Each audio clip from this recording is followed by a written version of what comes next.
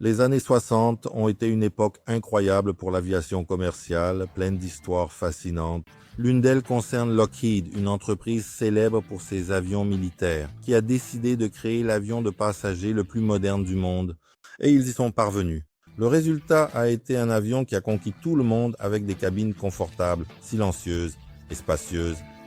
Les pilotes adoraient la puissance et la facilité de contrôle, et un design ergonomique impressionnant. Il y a presque 50 ans, l'avion était déjà capable de voler tout seul, du décollage à l'atterrissage, sans que les pilotes aient besoin de toucher aux commandes.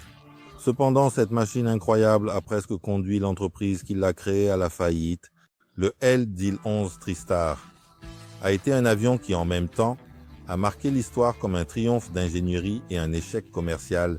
Lors de son lancement, c'était l'avion de passagers le plus avancé du monde. Techniquement parlant, il offrait des résultats impressionnants en matière d'efficacité, de confort et de sécurité. Il a introduit des innovations qui, en théorie, auraient dû le transformer en un grand succès. Cependant, le projet a généré des millions de dollars de pertes, poussant Lockheed à décider de ne plus jamais essayer de construire un avion commercial. Le ProStar aurait dû consolider l'entreprise comme leader du marché, mais au final, il est devenu le cap, un chapitre compliqué de son histoire. Le A-Star avait un système de pilote automatique révolutionnaire pour son époque, capable d'atterrir l'avion dans certains aéroports, même avec une visibilité nulle, quelque chose que d'autres aéronefs de cette période ne pouvaient tout simplement pas faire. Elle devait se dérouter vers d'autres endroits. De plus, le niveau de redondance des systèmes du L-1011 garantissait une réputation impeccable en matière de sécurité, quelque chose sur lequel Reed a également mis l'accent dans le design de la cabine, où l'on se sentait éveillé et inconfortable. Elle était spacieuse, douce et tout simplement unique, surpassant tous les concurrents de l'époque. Avec tous ces détails, le TriStar était un aéronef en avance sur son temps, un véritable jalon de l'ingénierie. Mais alors, comment un avion aussi acclamé et innovant que le L-11 a-t-il fini par devenir un échec financier? Pour comprendre cela, nous devons revenir à l'année 1966, quand tout a commencé. Tout a commencé avec une figure importante appelée Frank Kalk, l'un des plus grands noms de American Airlines à cette époque. Les États-Unis cherchaient un nouveau type d'aéronef, un grand avion et enthousiaste autour du Boeing 747, un avion énorme et efficace, promettant d'être très rentable pour les compagnies aériennes. Cependant, Kalk avait ses préoccupations. Il ne croyait pas que le marché américain pourrait remplir tous les sièges d'un avion aussi grand que le Boeing 747. Ce qu'il voulait vraiment, c'était quelque chose de plus petit, capable de transporter environ 250 passagers, mais avec l'efficacité d'une nouvelle génération d'avions à fuselage large. C'est alors que Kalki a lancé le défi aux principaux fabricants de l'époque, Lockheed, Douglas et Boeing. Cependant, Boeing avait déjà les mains pleines. Concentré sur le design et le développement de ses modèles 747 et 737, cela a laissé Douglas et Lockheed comme les principales intéressés. Au départ, il fallait envisager un jet avec 2 moteurs, mais les règles de la FAA, l'Agence de l'aviation civile concernant le temps de vol maximum, avec seulement 2 moteurs propulseurs, connus sous le nom de la règle des 60 minutes, la règle des 60 minutes de la FAA stipule que les avions civils avec 2 moteurs ne peuvent voler qu'à 60 minutes de distance d'un aéroport, au cas où ils auraient besoin d'atterrir en cas d'urgence. Ce n'était pas très pratique pour les compagnies aériennes qui voulaient traverser l'océan. Cependant, avec 3 moteurs, cette limitation pouvait être contournée tout en maintenant une efficacité supérieure par rapport aux jets à 4 moteurs, qui effectuaient également des routes transocéaniques. Pendant ce temps, Douglas était en train de fusionner avec McDonnell Aircraft. Ils avaient déjà un historique de succès dans la construction d'avions commerciaux. Ils cherchaient à maintenir les coûts de développement bas. Ainsi, ils optèrent pour utiliser des technologies et des systèmes qui avaient déjà été testés et approuvés dans des projets antérieurs. D'un autre côté, Lockheed n'avait pas d'expérience dans le développement de jets commerciaux. Son dernier avion était un turbopropulseur Electra qui avait été un échec entaché d'accidents et de faibles ventes. L'entreprise avait quelque chose à prouver et était déterminée à créer un avion qui laisserait McDonnell Douglas dans la poussière comme s'il s'agissait d'une vieille nouvelle. Après tout, c'était la même entreprise qui avait construit l'incroyable SR-71, Blackbird. Lockheed était prête à montrer, elle aurait pu innover à nouveau, mais cette fois, le marché l'a vu. Bien sûr, si Lockheed a réussi à créer un avion comme le SR-71 Blackbird, on pouvait s'attendre à ce qu'il soit capable de développer un jet commercial. Le design de Lockheed incluait un moteur central, positionné de manière à recevoir de l'air, à travers un conduit en forme de S. Le problème était qu'à l'époque, cela n'existait pas. Un moteur en production qui soit compact, suffisamment pour tenir dans cette structure. La seule entreprise qui avait un projet en développement qui pourrait convenir était Rolls-Royce.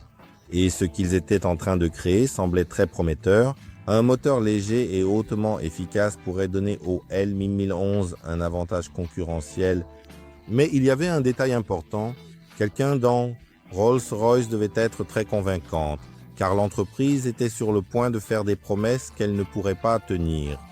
Même avant que le moteur Rolls-Royce n'échoue au test de collision avec un oiseau, ou le ventilateur innovant, fabriqué en composite polymère, s'est brisé, le projet était déjà confronté à des difficultés. C'était un signe que les choses n'allaient pas aussi bien qu'elles en avaient l'air. Après des années de travail, Rolls-Royce n'arrivait pas à fournir les performances et les exigences qu'elle avait promises à Lockheed. Pour aggraver la situation financière de l'entreprise, c'était le chaos. En 1971, Rolls-Royce a été contrainte de déclarer faillite et cela a eu un impact direct sur le programme du L-1011, mais Lockheed n'était pas non plus dans une situation beaucoup meilleure.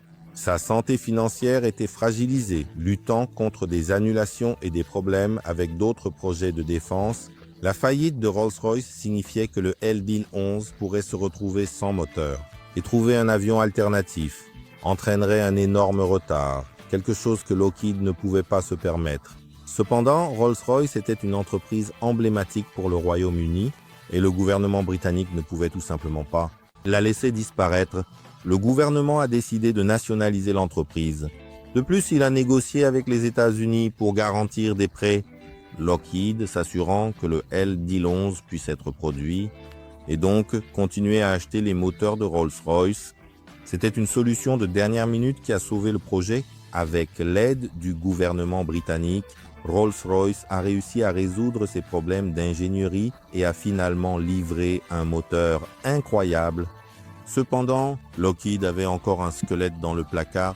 Des années auparavant, American Airlines rêvait d'un jet silencieux, avec un moteur presque non polluant, aussi confortable qu'un Boeing 747, mais capable d'atterrir dans n'importe quel aéroport commercial. Alors, McDonnell Douglas a présenté le DC-10 Luxury Liner. Tu comprends? Même. Avant tous les problèmes avec le moteur de Rolls-Royce, American avait déjà choisi le DC-10 comme votre option. McDonnell Douglas avait une longue histoire d'expérience dans l'aviation civile. Otto Lockheed était un novice dans ce marché. Bien que le L-1011 ait remporté quelques ventes initiales avec de grandes compagnies aériennes, il est toujours resté derrière le DC-10 en termes de chiffres, et cela a continué même après que le DC-10 a commencé à rencontrer de sérieux problèmes avec des portes de chargement qui s'ouvraient en vol, se répandant partout, des pièces au Midwest des États-Unis. Le grand problème était que le marché n'était pas assez grand pour soutenir deux modèles de tri-réacteurs. Fuselage large, comme deux poissons trop gros pour un petit aquarium. À la fin des années 70 et au début des années 80, un nouveau type d'avion est apparu sur le marché. Le bimoteur efficace à fuselage large, quelque chose que Frank Kalkis a toujours désiré. Airbus, qui commençait à se consolider, a lancé l'A300, gagnant une bonne part des ventes qui auparavant auraient été pour le L1011 TriStar et le DC-10. Lockheed n'a finalement vendu que la moitié des TriStar nécessaires pour couvrir les coûts, ce qui a conduit à l'arrêt de la production en 1984.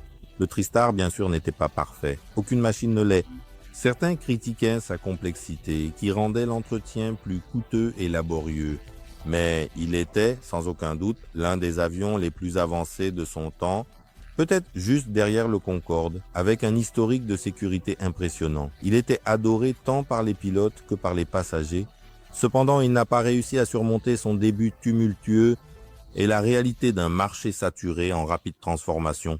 Le L-1011 était une merveille de la technologie, mais comme l'a reconnu Lockheed lui-même, un échec financier Et c'est ainsi que se termine l'histoire du LT-11 Tristar, un avion qui a marqué l'aviation avec sa technologie avancée, mais qui nous a aussi appris de précieuses leçons sur les défis d'allier innovation et affaires.